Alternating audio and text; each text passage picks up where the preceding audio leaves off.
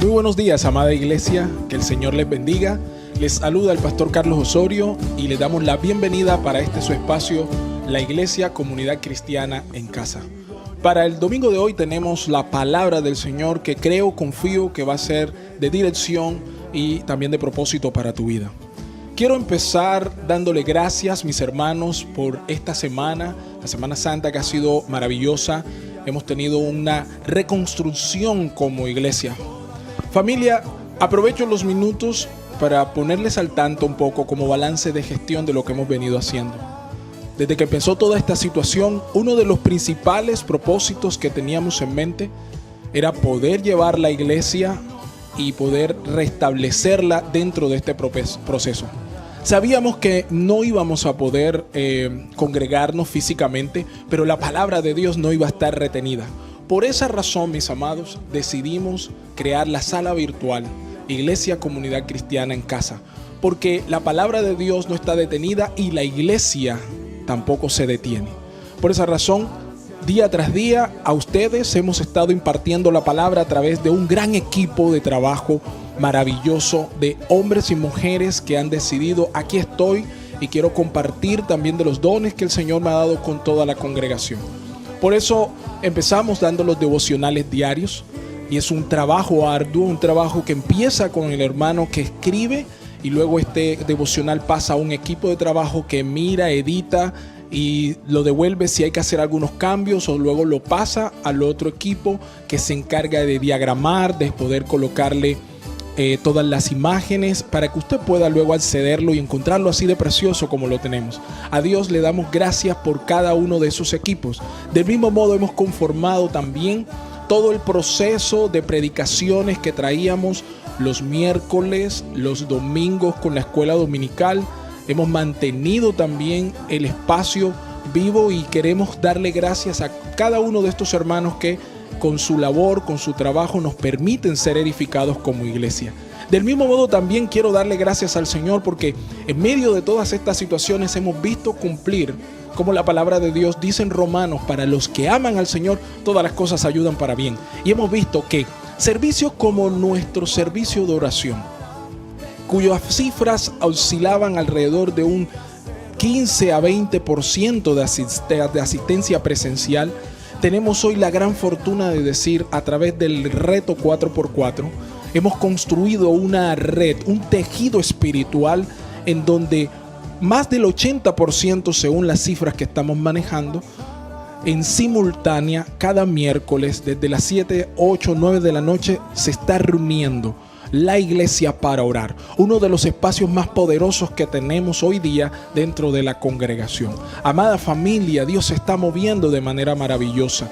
Y aún en medio de estos tiempos vemos cómo la palabra de Dios avanza y cómo la iglesia está siendo desafiada a reconstruirse, a recomponerse. Por eso confío en que en estos momentos nosotros vamos a estar entrando a una nueva fase, a una nueva reconstrucción como iglesia, como tejido espiritual. Del mismo modo también quiero darle gracias al Señor por la fidelidad de cada uno de ustedes. No hemos cesado de dar gracias a Dios y sobre todo no hemos cesado de poder seguir cubriendo las necesidades de nuestros hermanos. Amados, hemos desplegado todo el proceso para poder ayudar con la canasta de amor a aquellos hermanos que están pasando por necesidades. Y hemos visto la generosidad y la fidelidad de Dios en esto. A partir de la semana pasada hace 2 semanas comenzamos a construir esa red de solidaridad y llevar la canasta de amor un paso más para que estos mercados puedan llegar, para que la ayuda pueda llegar a aquellos hermanos que más lo necesitan. Y para eso tú has estado allí también presente. Quiero animarte a que lo podamos seguir haciendo y que como familia podamos cubrirnos. La iglesia no se detiene. La palabra de Dios no está presa. Está esparciéndose por todo lugar como una semilla que dará fruto a su tiempo. Vamos a orar, iglesia. Voy a pedir al Señor que pueda cubrirnos en esta mañana y que nuestras mentes puedan ser abiertas para entender lo que la palabra de Dios dice. Amado Padre, delante de ti estamos en esta mañana. Confío en que mis hermanos están con sus familiares, algunos, Señor, quienes están solos en la casa. Confío en que en este momento tu Espíritu trae reposo y tranquilidad a nuestros corazones. Para aquellos que se hayan abatidos, afligidos, angustiados, te pido, Dios, que puedas responder, como dice tu palabra en Isaías. Tú conservarás en perfecta paz a todo aquel cuyo pensamiento en ti persevera. Ayúdanos a perseverar en pensamiento en ti, Señor. Y oro, Dios, para que podamos seguir entendiendo cuál es el plan que tú tienes para nosotros y cuál debe ser la respuesta que debemos tener nosotros en estos días confusos. ¿Cuál es nuestra respuesta como creyentes ante la demanda que tenemos hoy de esta situación? Te pido, Padre, que abras nuestro entendimiento y nos ayudes a entender tu palabra. En el nombre que es por sobre todo nombre, el de Cristo Jesús, hemos orado. Amén y amén. Vamos a escudriñar las Escrituras. Seguimos hablando de la fe en medio de los tiempos del coronavirus. Este ha sido el mensaje. Ya hace 15 días, para entrar en contexto, estuvimos hablando acerca de ello. Esto sería la segunda entrega. Y en esos 15 días estuvimos hablando sobre, decíamos realmente que el hombre había sido detenido, la humanidad, el mundo se había detenido súbitamente, no por un virus, sino por la soberana gracia y voluntad de Dios. Y que esto había traído al mundo una profunda sensación de inseguridad e incertidumbre. Y que esto también había recordado al ser humano súbitamente que no es todopoderoso y mucho menos inmortal.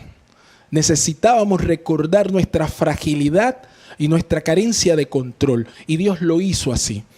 Veíamos que ahora, sin los ídolos de pies de barro de esta generación, los dioses que gobiernan este mundo, me refiero al materialismo, me refiero al entretenimiento, a las pasiones desordenadas. Ahora estos ídolos que yacen, algunos de ellos en el piso, ha llevado a que muchas personas estén llenas de angustia, de ansiedad, estén confundidas, desesperadas, porque el fundamento de sus vidas ha cambiado y ha sido sacudido.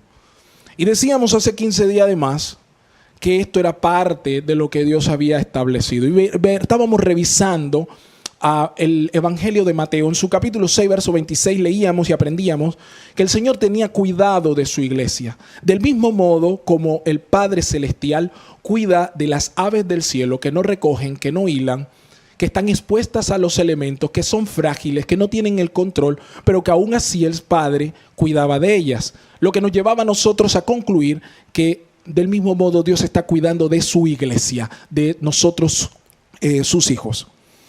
Al mismo tiempo también veíamos más adelante como en el capítulo 24 del mismo Evangelio de Mateo, versículos del 4 al 14, Jesús mostraba a sus discípulos cuáles serían las señales antes del fin.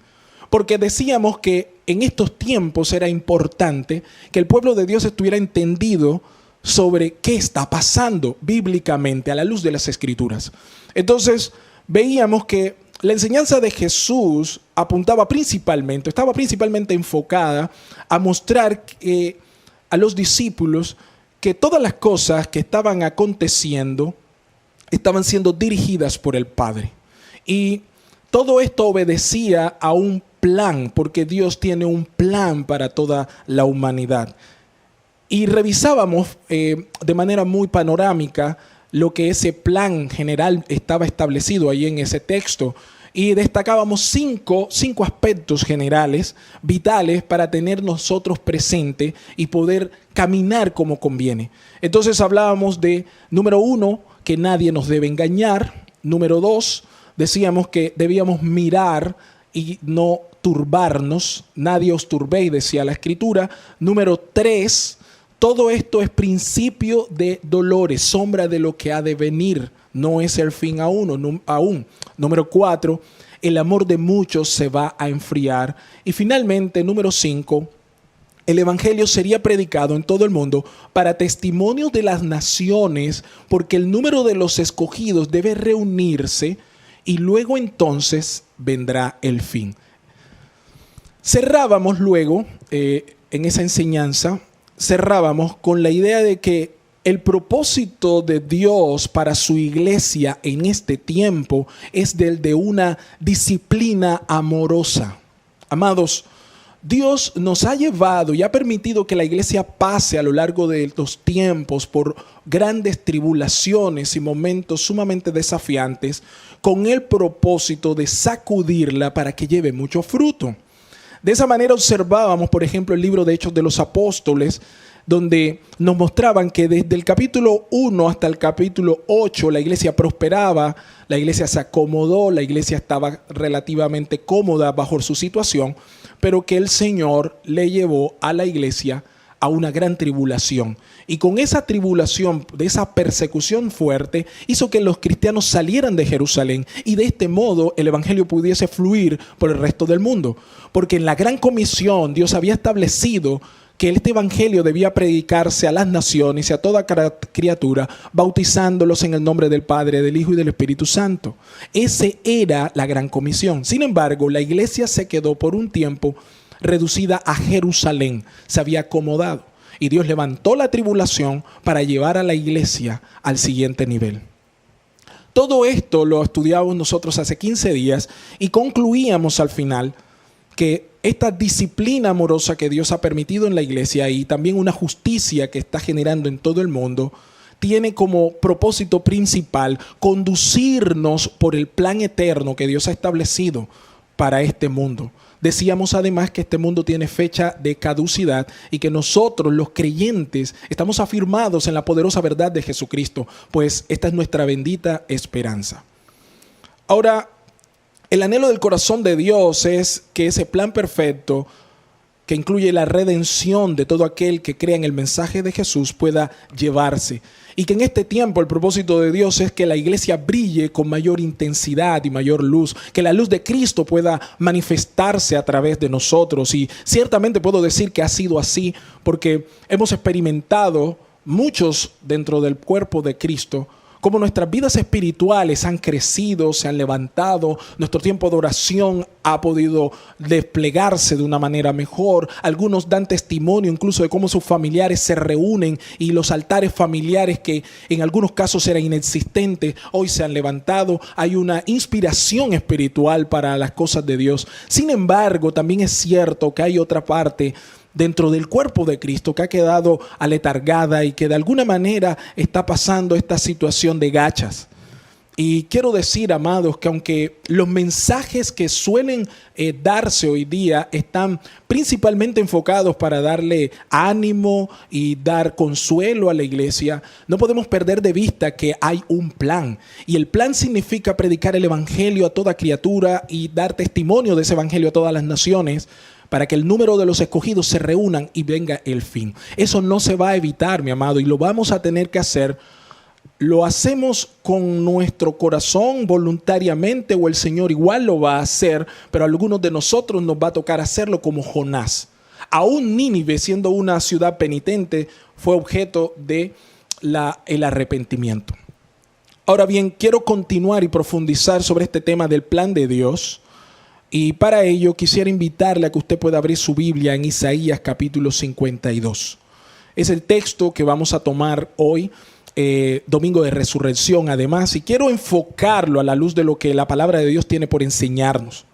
Este texto ha sido llamado por algunos de los grandes eruditos del pasado como el quinto evangelio. Y además este texto ha sido de inspiración a hombres como Martín Lutero. Por ejemplo, él dice, todo cristiano debe poder repetirlo de memoria. Increíble. Esa será tu tarea y la mía, aprendernos este texto. Sé que algunos de nosotros ya lo sabemos, pero debemos afianzarlo en nuestro corazón. Fue Policarpo, estudiante de Juan, por ejemplo, el primer siglo, quien llamó a esta sección de las Escrituras la pasión dorada del Antiguo Testamento. En esta sección de las Escrituras vamos a encontrar la raíz del pensamiento cristiano. Aunque está en el Antiguo Testamento, Isaías 53 es el corazón de la Escritura hebrea y por ende también el corazón del Evangelio de Jesucristo. Es la Escritura mesiánica por excelencia. Es la Escritura profética por antonomasia y está por encima de todo el Antiguo Testamento porque esto refleja a Jesús, su prefiguración. Empieza con el título El siervo de Jehová. Y esta profecía es un increíble paralelo entre lo que se ha dicho de Jesús 700 años antes y lo que fue cumplido con Jesús en los tiempos nuevotestamentarios. Vamos a leer, por favor, el versículo 13 del capítulo 52. Dice así: sufrimientos del siervo de Jehová. he aquí que mi siervo será prosperado, será engrandecido y exaltado, y será puesto muy en alto. Cómo se asombraron de ti muchos, de tal manera fue desfigurado de los hombres su parecer, y su hermosura más que la de los hijos de los hombres. Versículo 15. Así asombrará él a muchas naciones. Los reyes cerrarán ante él la boca, porque verán lo que nunca les fue contado y entenderán lo que jamás habían oído. ¿Quién ha creído a nuestro anuncio? ¿Y quién se ha manifestado? ¿En quién se ha manifestado el brazo de Jehová? Subirá cual renuevo delante de él, y como raíz de tierra seca. No hay parecer en él ni hermosura. Le veremos, mas sin atractivo para que le deseemos. ¿Ve usted a Cristo allí, amados? Prueba de que Dios es el autor de las Escrituras es el cumplimiento de este texto, tal cual como se hizo. Podemos ver allí reflejado la muerte de Jesús, su sepultura, la resurrección, la ascensión, la intercesión de Jesús por su pueblo, su coronación y la salvación provista por él para todos sus escogidos. Capítulo 53, y arrancamos con el plan de Dios y lo que el Señor quiere darnos a nosotros como iglesia. Versículo 2 al 3 del capítulo 53. Mira lo que dice. Subirá cual renuevo delante de él, y como raíz de tierra seca. No hay parecer en él ni hermosura. Le veremos, mas sin atractivo para que le deseemos. Versículo 3. Despreciado y desechado entre los hombres, varón de dolores, experimentado en quebranto, y como que escondimos de él el rostro, fue menospreciado y no le estimamos. Amados, el Evangelio de Juan denuncia de la siguiente manera: a los suyos vino y los suyos no le recibieron. Juan 1 del 11 al 12. Y aquí quiero hacer una pausa, porque es importante que entendamos lo que está pasando. Creo que hay muchas personas que están, cristianas me refiero, que están tratando de acomodarse a estas nuevas circunstancias. Y yo entiendo, porque yo mismo también estoy pasando por las pruebas, que este es un momento difícil, que esta es una situación que nunca antes habíamos vivido, pero también es igualmente cierto que este no es tiempo para acomodarnos. Lo último que usted debe hacer es acomodarse, porque lo que Dios quiere traer y quiere implementar lo va a iniciar dentro del cuerpo de Cristo, con su iglesia. Cuando Juan dice que a los suyos vino y no le recibieron, es exactamente lo que el profeta Isaías estaba diciendo. Despreciado y desechado entre los hombres, varón de dolores, experimentado en quebranto. Y mire lo que va a decir: y como que escondimos de él el rostro, fue menospreciado y no lo estimamos. Amados, ya una vez Cristo vino a este mundo y no fue recibido por quienes debían recibirle. Por eso, en la mañana de hoy quiero instarle a que usted reflexione y mire y considere sus caminos a la luz de las Escrituras. No es tiempo de acomodarse. Este es tiempo de cambiar. Es el tiempo de transformar. ¿Transformar qué cosa, pastor? Nuestras vidas. Transformarnos a la luz de las Escrituras. Yo mismo he tenido que llorar durante estas semanas viendo mi propio pecado, mi propia transgresión. He tenido que ser confrontado duramente por las Escrituras para ver aquellas cosas que se mantenían quizás al margen, ocultas a la luz de Cristo, pero que Dios ahora de esta situación las ha sacado para que pueda morir yo y Él pueda vivir y ser vivificado yo con Él. Es importante que entendamos como iglesia que Cristo está haciendo una obra en nuestros hogares, en nuestras vidas, en la ciudad, en la nación. No escondamos de Él el rostro. Esto no es tiempo para meternos dentro del entretenimiento, de los quehaceres. Sé que muchos están huyendo en estos días de las redes sociales, principalmente por evitar ser contagiados con la cantidad de cosas que allí se dicen, pero equivocadamente huyen hacia otros brazos que también van a albergarles y que no son los brazos del Señor. Quizás algunos están invirtiendo su tiempo en el trabajo, algunos están invirtiendo su tiempo en televisión, en seguir series, en sumergirse en otros quehaceres. Amado, ese es el tiempo en el que usted debe volverse al Dios con mayor intensidad. Este es el tiempo en que la alabanza tiene que brotar con mayor plenitud de su boca. Este es el tiempo donde usted debe experimentar cómo Dios le lleva a una dimensión de oración mayor. Este es el tiempo donde usted puede aprovechar que sus familiares están allí cerca para que la palabra de Dios pueda fluir de manera especial sobre ellos. Este es el tiempo, mi amado, donde el temor debe ser echado fuera para experimentar la plenitud de Jesucristo en nuestras vidas. Este es el tiempo donde la iglesia debe brillar con intensidad en un mundo que se halla como ovejas que no tienen pastor. Ahora Jesús es el gran pastor introducido en este mundo. Por eso la reacción de los hombres es mi primer punto. ¿Cuál es la reacción que usted va a tener, no ante la pandemia, sino ante el hecho de que le ha tocado vivir esta pandemia estando en Cristo? Hay una reacción que usted le debe al Señor y la estuvimos mirando hace 15 días. Jesús dijo, no os turbéis y no os engañéis. Son dos palabras claves en estos tiempos. Hay tantas cosas que se están diciendo, hay tantas cosas que están llegando a nuestros oídos, pero lo único cierto, como diría Pablo, es que quiero conocer a Cristo y a este crucificado. No quiero saber cosa alguna que no sea Cristo y a este crucificado y cómo Cristo puede venir a bendecir mi casa, mi familia, mi hogar. Primer punto, ¿cuál es la reacción de los hombres ante el siervo de Jehová? En aquel entonces le rechazaron. Escondimos, dice la Biblia, escondimos de él nuestro rostro. ¿Está usted escondiendo el rostro del Señor en estos días? ¿Se está refugiando algunos quizás en el alcohol, en el trabajo? Hay gente que está en la casa, y no lo digo por invento, me lo han dicho muchos de ustedes también que han sufrido esto, que están en la casa, están rodeados, pero se sienten más solos que nunca. Amado, este es el tiempo para abrir las puertas a Jesús. Este es el tiempo para que Jesús se empodere en nuestros hogares. Número 2, versículos 4 y 6 del texto, capítulo 53 de Isaías. Mira lo que dice. Ciertamente Él llevó nuestras enfermedades y sufrió nuestros dolores.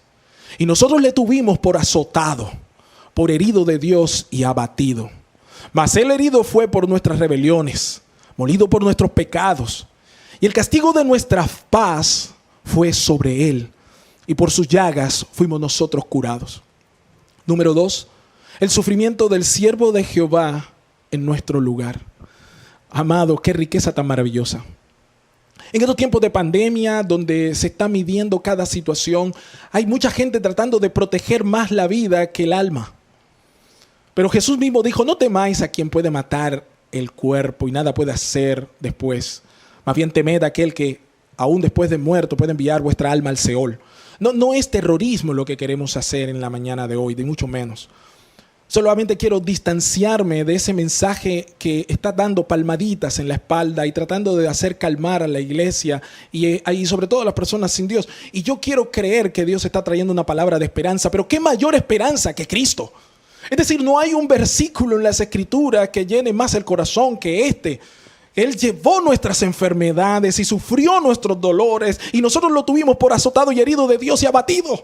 Así lo ve el mundo. El mundo no entiende la obra de Jesús, no la puede entender. ¿Cómo es que Jesús pudo triunfar si fue molido y fue crucificado? Dice el mundano, la persona sin Dios. Pero tú, amado, que entiendes la verdad de Jesucristo, tú puedes entender que hay una profundidad en esas palabras, hay una riqueza.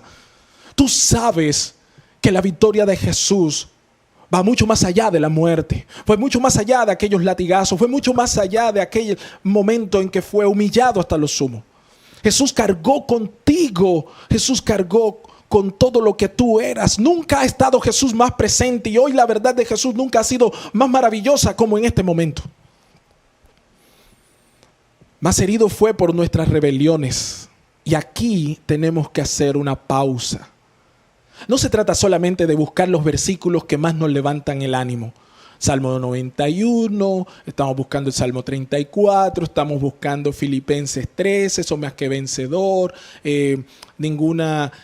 nada nos podrá hacer frente. En fin, hay una cantidad de cosas que estamos utilizando y no es malo. Pero quiero que usted entienda conmigo y sea más reflexivo. No es el momento para que la iglesia cierre las puertas y se cubra y se echa a la cama. Este es el tiempo de brillar. Y no se puede brillar si no se entiende lo que está pasando a la luz de las Escrituras.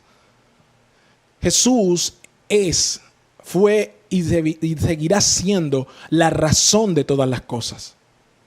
Esta situación que está azotando al mundo debe apuntar directamente a la cruz del Calvario. Debe apuntar directamente a lo alto, a volvernos a Él, a recordar que Jesús fue molido no solamente para darnos sanidad física, sino porque además Él fue herido por nuestras rebeliones. Ojo con eso, molido por nuestros pecados. Y el castigo de nuestra paz, ¿cuál paz? La paz que tú y yo hoy tenemos. Si mañana tuviese yo que morir por el COVID. Amados, desde los cielos están las manos abiertas de mi Creador esperando recibirme. Y sé que escucaré de Él: buen siervo fiel, sobre poco has sido fiel, sobre mucho te pondré. Entra en el gozo de mi Señor. Mi mayor temor no es morir por esta enfermedad. Mi mayor temor hoy día es no hacer el propósito que Dios me ha mandado a hacer en esta tierra. Mi mayor alegría no es no estar enfermo. Mi mayor alegría no es el poder tener un bocado que llevar a la boca. Mi mayor alegría es que lo tengo a Él, porque en Él estoy completo y seguro. He entendido que antes de mi vida en Cristo estaba literalmente entregado a la muerte. Era un rebelde. El acta de decretos estaba sobre mi cabeza y por tanto cuando Jesús llegó a mi vida la transformó todo. Por eso puedo entender que la cruz es reconciliación para mí y es reconciliación para ti. Y tú tienes que recordar que Él fue herido por tu rebelión al igual que la mía. Nuestras rebeliones fueron satisfechas en Jesús por su muerte. Pedro lo dice de la siguiente manera: quien llevó él mismo nuestro pecado en su cuerpo sobre el madero, para que nosotros, estando muertos en el pecado, vivamos a la justicia, por cuya herida fuisteis sanados. Luego el versículo 25 de Primera de Pedro 2 dice: porque vosotros erais como ovejas descarriadas. Amados, allá afuera hay mucha gente como ovejas descarriadas. En tu casa hay ovejas descarriadas. Y quizás algunos de nosotros en este momento, aunque siendo del rebaño de Cristo, estamos alejados del buen pastor como si fuésemos ovejas descarriadas. Este es un buen momento para recordar la obra de Jesús. Porque Él dice: pero ahora habéis vuelto al pastor y obispo de vuestras almas. Es el tiempo para que tú te vuelvas. Es necesario que entiendas que esta disciplina amorosa que está viviendo la iglesia y este momento de tribulación que está viviendo el mundo fue propicio para el Señor y que hace parte de su plan, porque Dios busca que te vuelvas de corazón a Él. Es el llamado de Isaías al arrepentimiento, a poner nuestra mirada en Jesús. Y es el mismo llamado que tiene relevancia hoy, aún incluso para una iglesia que se cree cómoda o que se cree segura. Mi tercer punto tiene que ver con la humillación y la muerte de Jesús. Versículos 7 al 9. Isaías 53, verso 7 dice: angustiado él y afligido, no abrió su boca. Como cordero fue llevado al matadero, y como oveja delante de sus trasquiladores enmudeció, y no abrió su boca. Por cárcel y por juicio fue quitado. Y su generación, ¿quién la contará? Porque fue cortado de la tierra de los vivientes, y por la rebelión de mi pueblo fue herido. Verso 9. Y se dispuso con los impíos su sepultura, mas con los ricos fue en su muerte, aunque nunca hizo maldad, ni hubo engaño en su boca. Amados, Cristo se humilló hasta lo sumo. Es importante que usted entienda que la muerte de Jesús principalmente fue su humillación pública. Pablo lo habla de esa manera cuando dice: haya en vosotros este sentir que hubo en Cristo, que no tomó el ser igual a Dios como cosa a que aferrarse, sino que se humilló. Amados, este tiempo es tiempo de humillación. Me preocupa la arrogancia con la que algunos predicadores, en su afán de querer calmar los corazones abatidos y confundidos de la grey, tratan de poner en boca de Dios cosas que Él no ha dicho. Me preocupa la arrogancia en la que muchos líderes tratan de hacer ver su inmunidad, no solamente con este virus, sino pareciera que estuvieran incluso por encima del plan de Dios.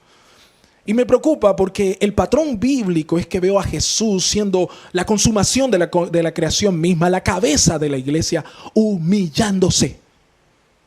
Si yo tuviera algo que decir al respecto de estos tiempos, si tuviera que reducirlo a una palabra, si me preguntaran: pastor, ¿cuál cree usted que debería ser la actitud de un creyente en estos tiempos?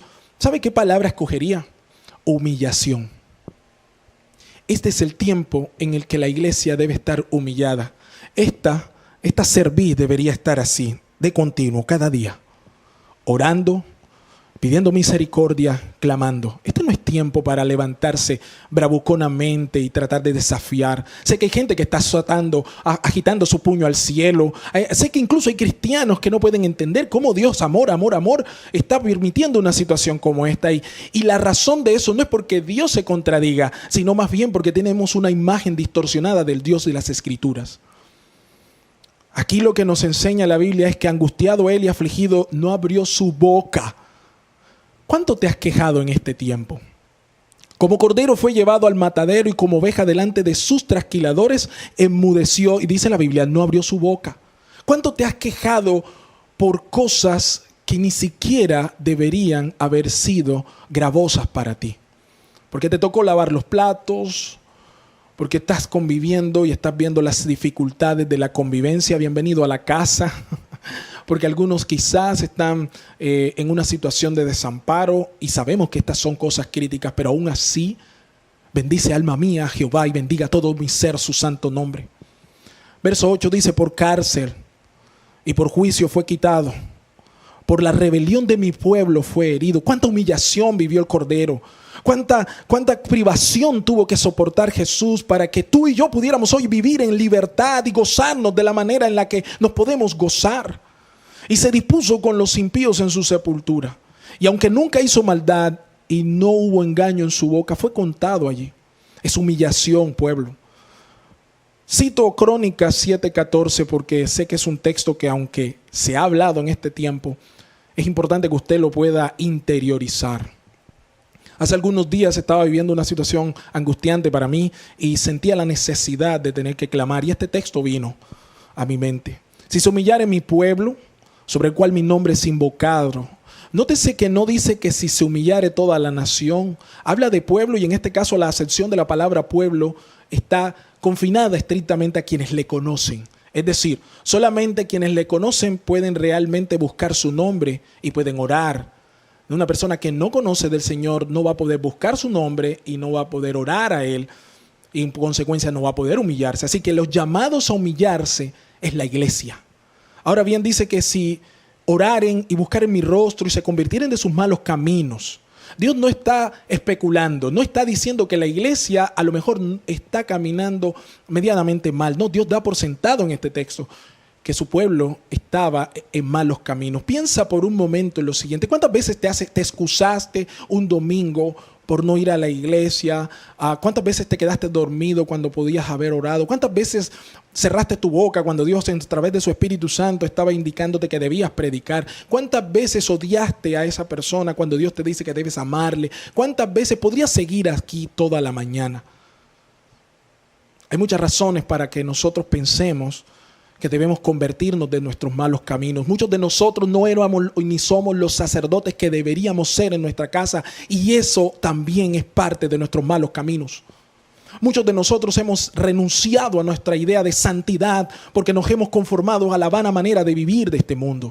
Y es importante que tú entiendas hoy que Dios te está llamando de ese mal camino. Muchos de nosotros hemos vendido nuestra integridad a niveles que quizás nadie conoce, pero que Dios las ha visto, y es que es tiempo de que te vuelvas de tus malos caminos.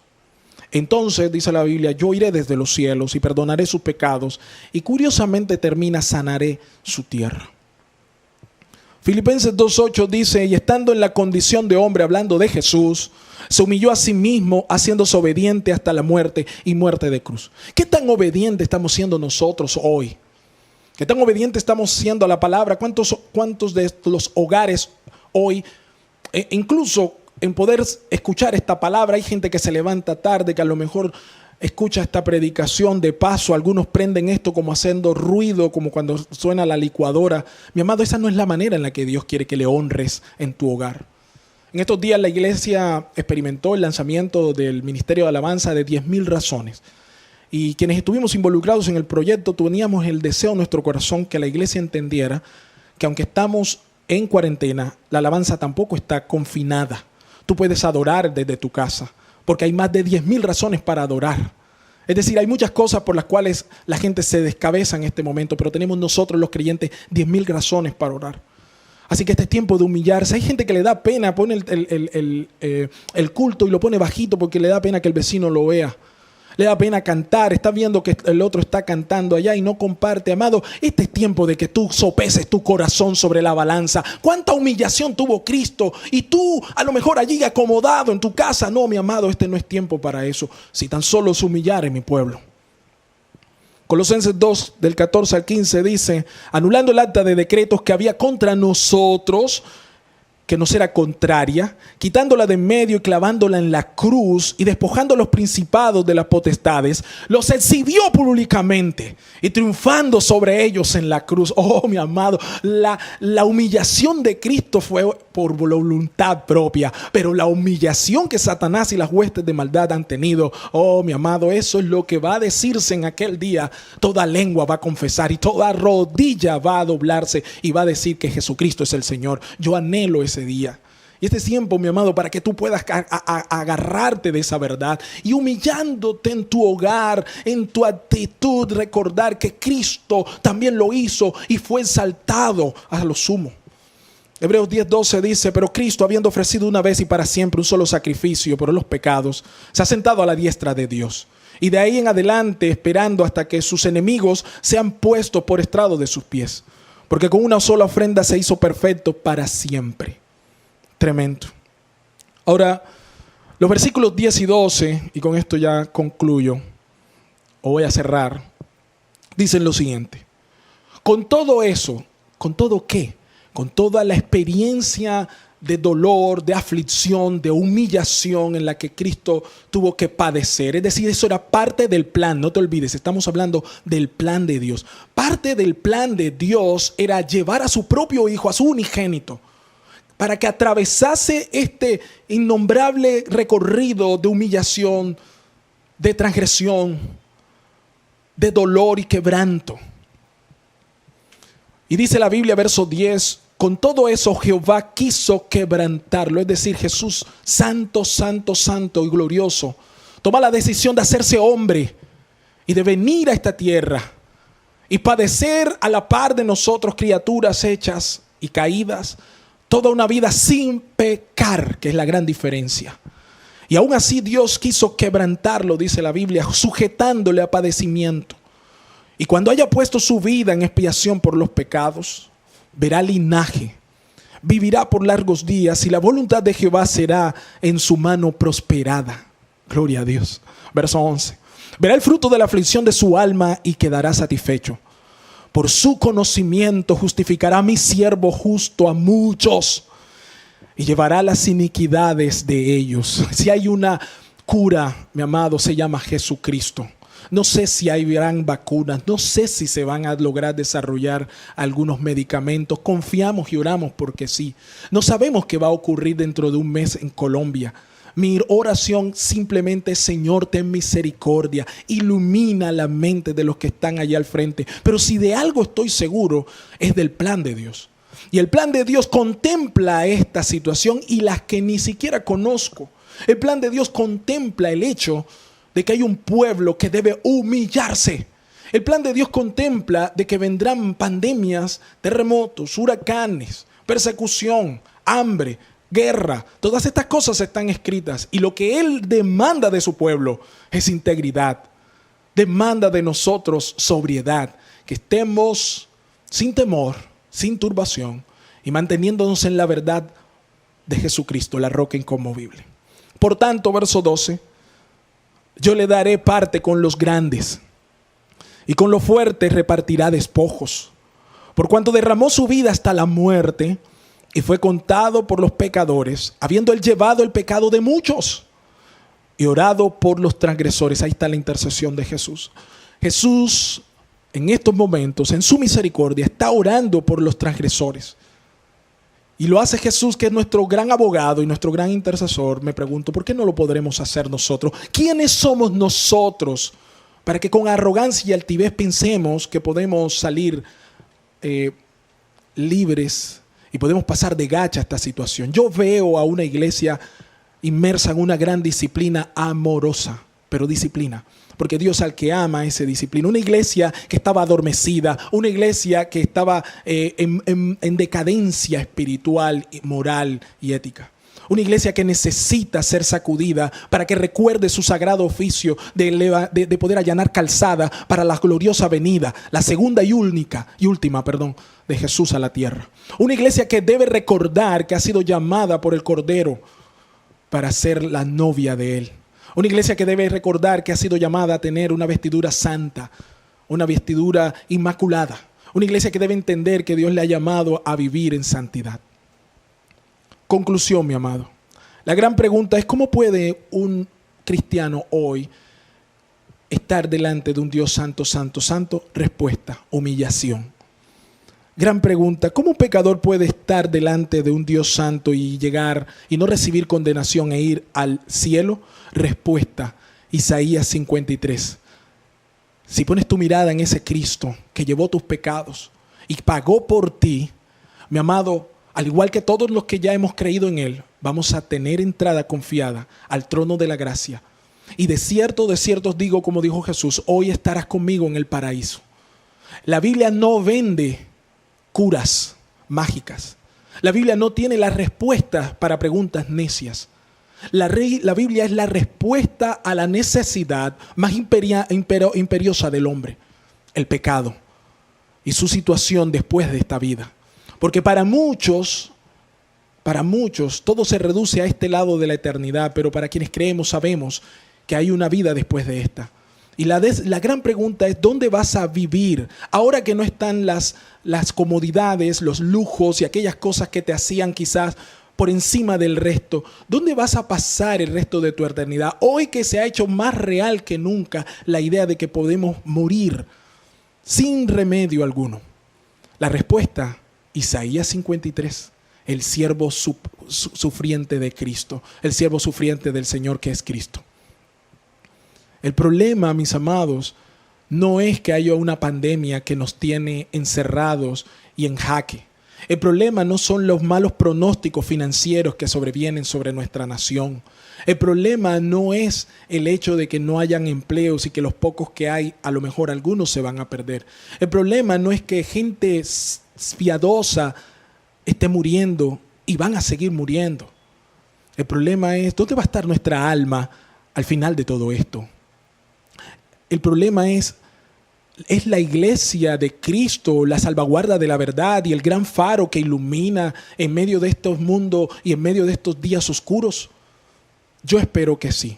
Yo espero que tú estés haciendo la diferencia desde tu casa, marcando la diferencia en tu humillación, marcando la diferencia en tu entendimiento del plan y del propósito de Dios, marcando la diferencia desde la esperanza de vida que es Cristo, marcando la diferencia en poder santificarte cada día, en buscar el rostro de Dios, marcar la diferencia entre tus familiares y poder enviarles la palabra de consuelo, marcar la diferencia en hacer entender a este mundo que la única salvación proviene de lo alto, que se llama Jesús. Comunidad cristiana en casa, esta ha sido nuestra enseñanza, amados. Espero que para todos sea un tiempo maravilloso y confiamos en que la buena voluntad del Señor estará sobre nosotros cada día. Dios les bendiga, les amamos, cuídense mucho y nos vemos en nuestros próximos espacios. Bendiciones.